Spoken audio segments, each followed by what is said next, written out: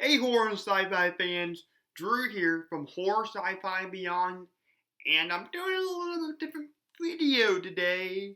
I'm doing a book review from Stephen King, and that book is gonna be Misery. Now, if the two or three of you that don't know what Misery is about, that's not work. Hey horror and sci-fi fans, Drew here from Horror, Sci-Fi, and Beyond.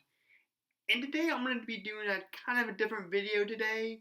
I'm still in horror, but it's going to be a book review. And today's book is going to be from one of the greatest horror authors of all time, Stephen King, and the book is Misery.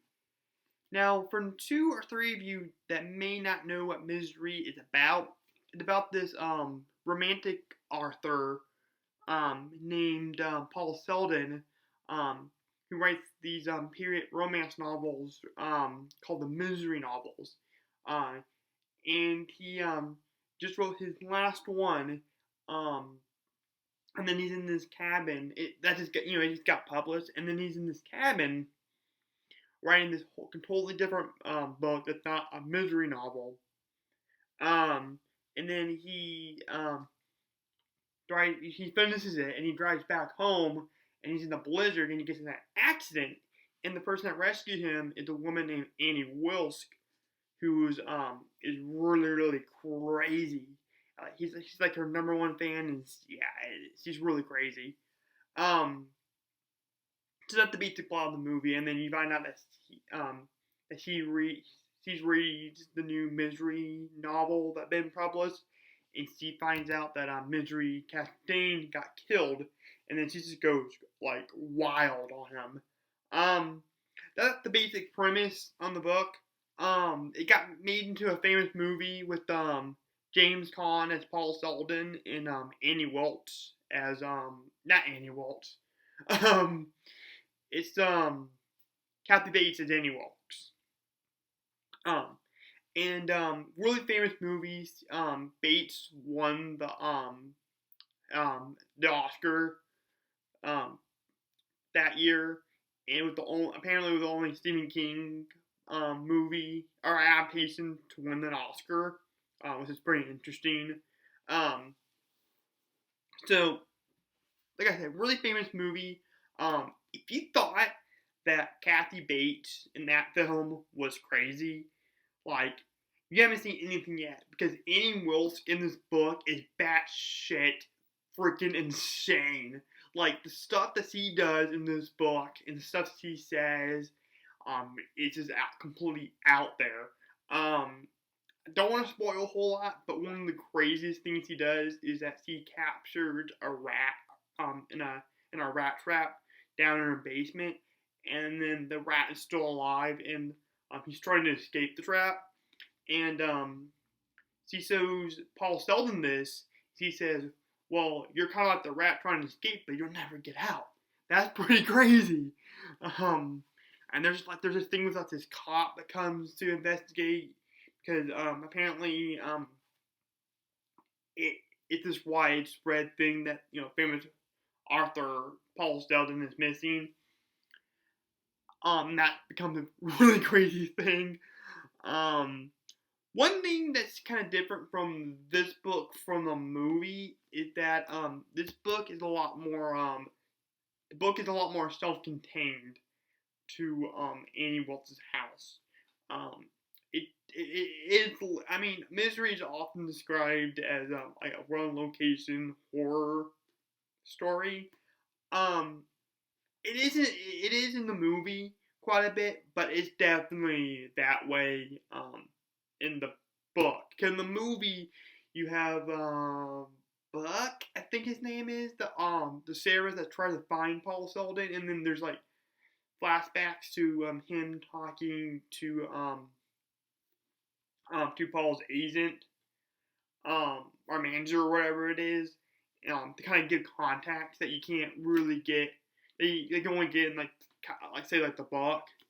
So then it's built so heavy-handed in the film, and then you have the agent, calling police or whoever. like I said, this book is a lot more self-contained, which I thought was a lot better way to do it. You don't know what's going on in the outside world beyond Annie's house. Um, Excellent book. Unlike the movie, you can get into characters' head spaces, especially Paul's. Just the way it's slow descent into madness. It's really crazy. Um, like some of the stuff that King writes about in this book. Fun fact: apparently, this was the last book that Mr. King wrote while intoxicated. If you didn't know, he had a past with drugs and alcohol. He's since sober now. The only book that I've read of his that he wrote when I know he was sober was Doctor Sleep. Still a really good book, but we're not talking about that right now. Yeah. So he basically made any wealth a metaphor for drugs, because that's something that can keep you in prison and keep you down and stuff like that. The only really and it has really good suspense in this movie, or in this book. The only thing I really didn't like about this book was, I think, right after the hobbling scene, which I won't say what they do here because it's very different. It's actually really like kind of fucked up in the book. Much like a lot of things that Annie does here. It does get a little,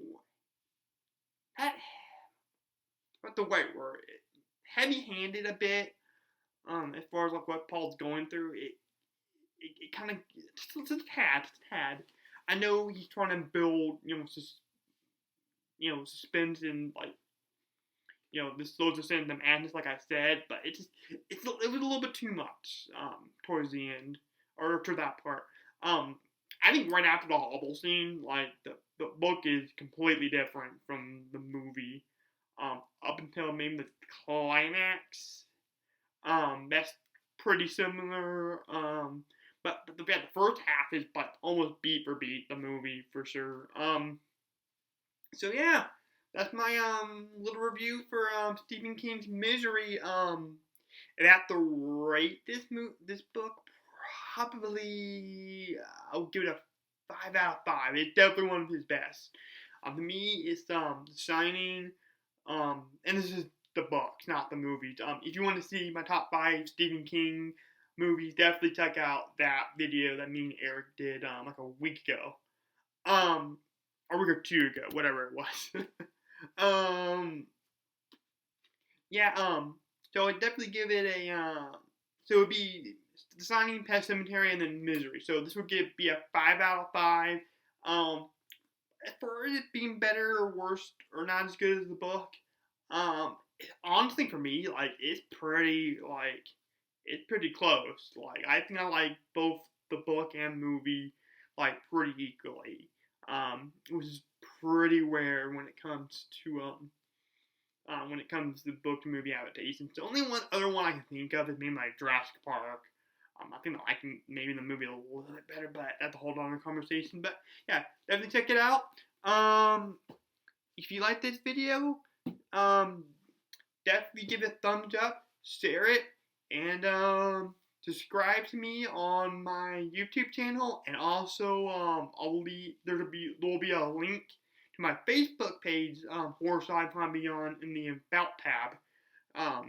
So yeah, definitely check that out. I post a lot of really funny horror sci-fi stuff that I find pretty amusing on there. So check it out.